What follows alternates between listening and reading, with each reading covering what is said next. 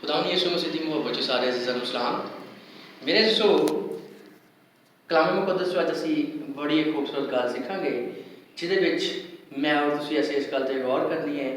जिहदे विच असीं पढ़ांगे यूहन्ना दी इंजील और उसदे 4 बाब दी 7 आयत तो लैके अगे असीं कुछ चंद आयतां पढ़ांगे जिहदे विचों बड़ी एक खूबसूरत गल साडे सामने आती है और यीशु मसीह की मुहब्बत भी ज़ाहिर की जाती है। तो असीं इस गल ते गौर करनी है और असीं इस गल नूं समझना है। सो जरूर है कि असीं पढ़ांगे यूहन्ना दी इंजील 4 बाब और उसदी 7 आयत तो। सामरिया की एक औरत पानी भरने आई।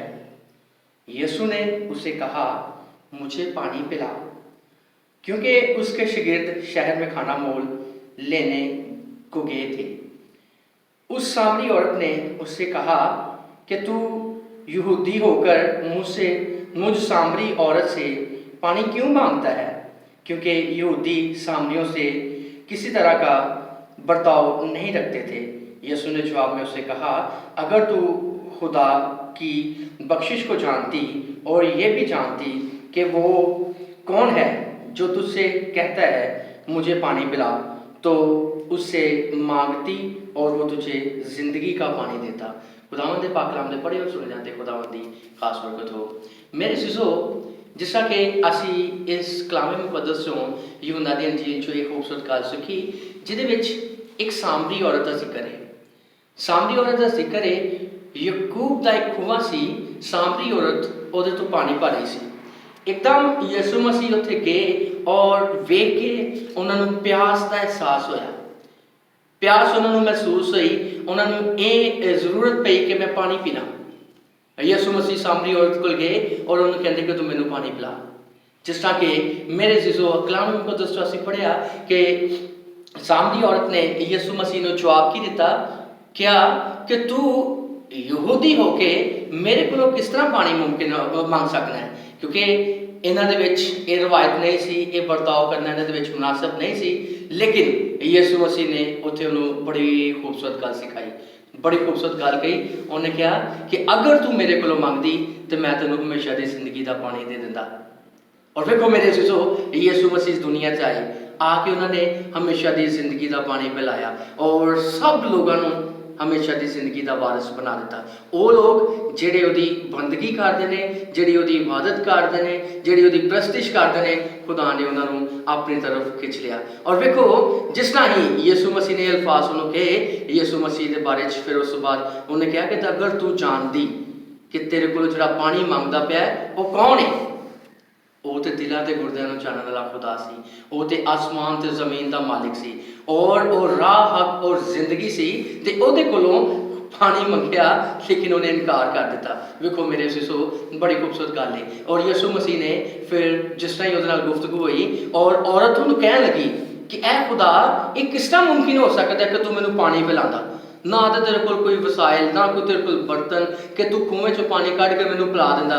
यीशु मसीह ने कहा, उन्हें कहा सब कुछ तो मैं वां, जिंदगी भी मैं वां, राह भी मैं वां और हमेशा की जिंदगी का वारस भी मैं ही बना सकना वां। इस करके मेरे सिसो, जो यीशु मसीह ने उस औरत को यह गल दसी कि तू मेरे को मंगदी तो मैं तेनों जिंदगी का पानी पिलांदा, औरत बड़ी हैरान हुई। फिर जिस तरह ही औरत नाल यीशु मसीह की गुफ्तगू चल रही है तो यीशु मसीह ने उसकी लाइफ के बारे में भी दसिया। यीशु मसीह ने फिर उन्हें जानिया। यीशु मसीह ने कहा कि तू अपनी लाइफ इस तरह करती पई है और इस तरह तू कर चुकी है। तो वेखो मेरे सिसो, ये सारा कुछ जो जानिया तो बड़ी हैरान हुई, बड़ी एक्साइटेड हो गई और कहने लगी कि अज तक कोई ये गल नहीं जान सकिया है, लेकिन तू तो मेरी जिंदगी की हर हिस्ट्री को मेरे अगे बयान कर दिता। और मेरे जिसो, इस गल का उसकी जिंदगी च असर की होया, उस सामरी औरत की जिंदगी च कि उहदे कोलों ये गल रह ना सकी। उन्हें जाके पूरे शहर च यीशु मसीह के नाम का ढिंडोरा पीट दिता।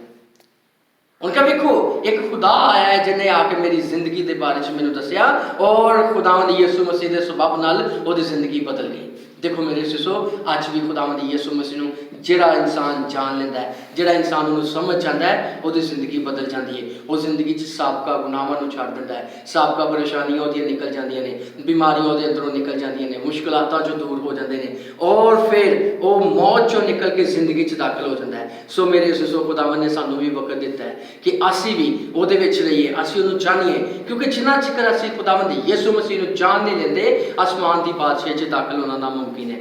क्योंकि बाप ने कहा जो कुछ तुसी बेटे के नाम से मंगते हो वो तुहानूं मिलेगा। इस करके मेरे सिसो, असीं इस गल ते गौर करनी है कि खुदावंद यीशु मसीह कोलों कोई इंसान छुप नहीं सकता है। वो दिलों ते गुरदियां नूं चाहता है, वो हर एक इंसान नूं चाहता है, और उहदे बारे च भी जानदा, उहदे कम्मां दे बारे च भी जानदा है, क्योंकि खुदा ने इंसान नूं बनाया, इंसान ने खुदा नूं नहीं। इस करके असीं इस बड़ी खूबसूरत गल ते गौर करनी है और समझना है कि असीं खुदावंद यीशु मसीह दे कोलों जदों जिंदगी दा पानी पीवांगे तो कदी फिर प्यास नहीं लगेगी, कदी भुख नहीं लगेगी, कदी कोई मुश्किल नहीं आएगी, कदी कोई परेशानी नहीं आएगी, और इवन के कोई भी बीमारी तक भी नहीं आएगी। इस करके असीं इस गल ते गौर करनी है। सो खुदा अज के कलाम के वसीले नाल मैनूं और तुहानूं सारिआं नूं बड़ी बरकत दे।